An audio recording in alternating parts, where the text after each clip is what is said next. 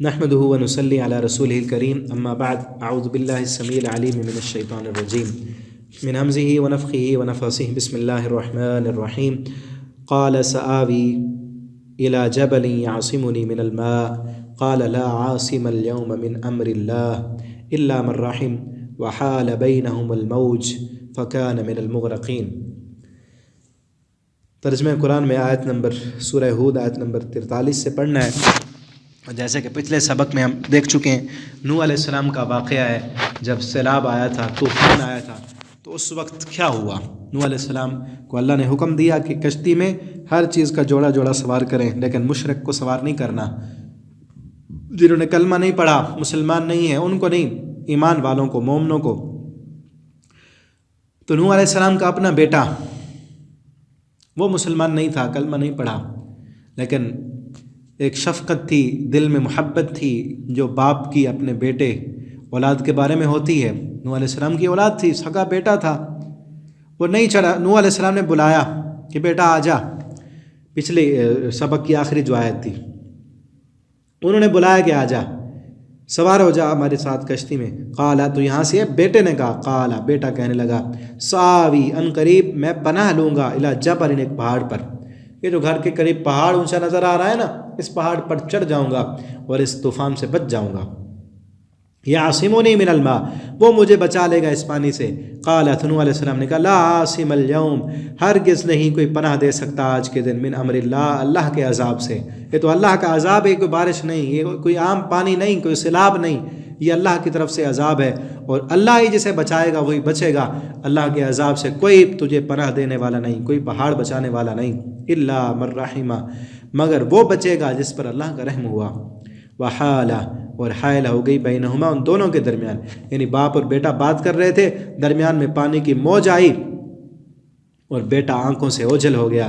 فکانا، اللہ کہتے ہیں فکانا، بس وہ ہو گیا، من المغرقین، غرق ہونے والوں میں سے۔ بیٹا آنکھوں کے سامنے غرق ہو گیا، نوح علیہ السلام بچا نہ سکے۔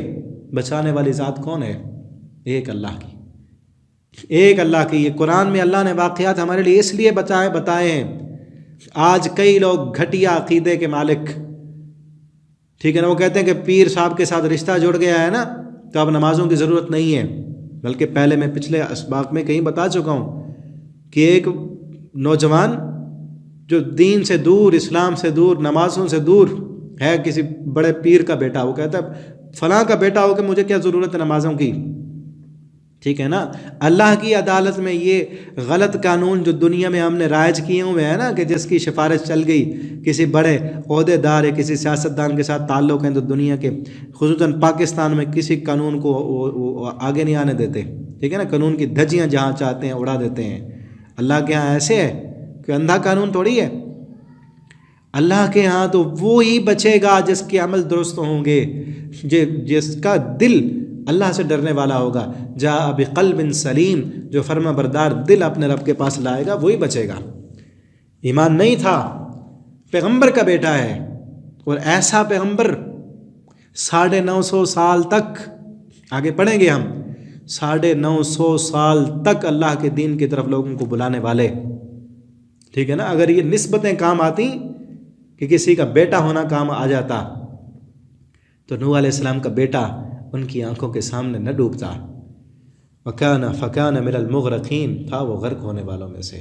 تو اللہ کے ہاں کیا چیز کام آتی ہے۔ نبی صلی اللہ علیہ وسلم اپنی بیٹی سے کہہ رہے ہیں، یا فاطمہ اعملی، میری بیٹی عمل کر لے، یہ مت سمجھنا کہ میرا بابا نبی ہے، یہ نسبتیں کام نہیں آئیں گی، عمل کرے گی تو جنت ملے گی۔ فکان من المغرقین، تھا وہ غرق ہونے والوں میں سے۔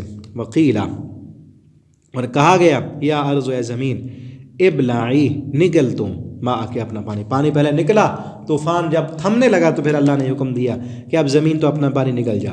ویا سما، و اے آسمان، اقلعی، اب تو تھم جا۔ وغیض الماء، اور پھر خشک ہو گیا پانی۔ وقضی الامر، اور فیصلہ کر دیا گیا۔ واستوت علی الجودی، اور جا ٹھہری وہ کشتی، علی الجودی، جودی پہاڑ پر، جودی پہاڑ کا نام ہے، اس پر جا ٹھہری۔ وقیلا، اور کہا گیا، بعدا لقوم الظالمین، دوری ہو ظالم قوم کے لیے، کہ جو ظلم کرنے والے تھے اپنے آپ پر، ان کے لیے دوری، ہلاکت، وہ سارے کے سارے جو ہے ہلاک ہو گئے۔ اور جو مومن تھے کلمہ پڑھنے والے تھے وہی باقی بچے اس کشتی میں۔ وَنَادَى نُوحٌ رَبَّهُ، اور ندا دی نوح علیہ السلام نے ربہ، اپنے رب کو۔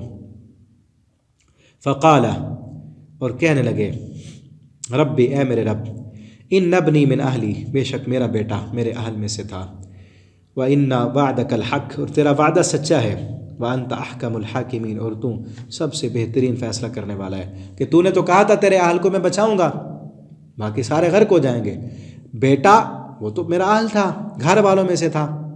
اللہ تعالیٰ نے آگے کیا کہا، یہاں دیکھیں اللہ کی توحید، اللہ کا قانون کہ مشرک کو اللہ نے کبھی معاف نہیں کرنا، چاہے پیغمبر کا بیٹا کیوں نہ ہو، پیغمبر کا چچا کیوں نہ ہو، پیغمبر کا باپ کیوں نہ ہو، پیغمبر کی بیوی کیوں نہ ہو۔ اللہ نے مشرک، انہ من یشرک باللہ فقد حرم اللہ علیہ الجنہ ومأواہ النار، مشرک کا ٹھکانہ جو ہے وہ جہنم ہے۔ اللہ نے مشرک انسان کو کبھی معاف نہیں کرنا۔ نوح علیہ السلام نے کہا اللہ میرا بیٹا میرے اہل سے تھا، بچ جاتا، کیوں غرق ہو گیا؟ لیکن اللہ نے کیا جواب دیا، اگلے سبق میں ہم انشاءاللہ پڑھیں گے۔ اللہ تعالی ہم سب کو توحید کی سمجھ دیں، اس کے مطابق عمل کرنے کی توفیق اور جرت عنایت کریں۔ والسلام علیکم ورحمۃ اللہ وبرکاتہ۔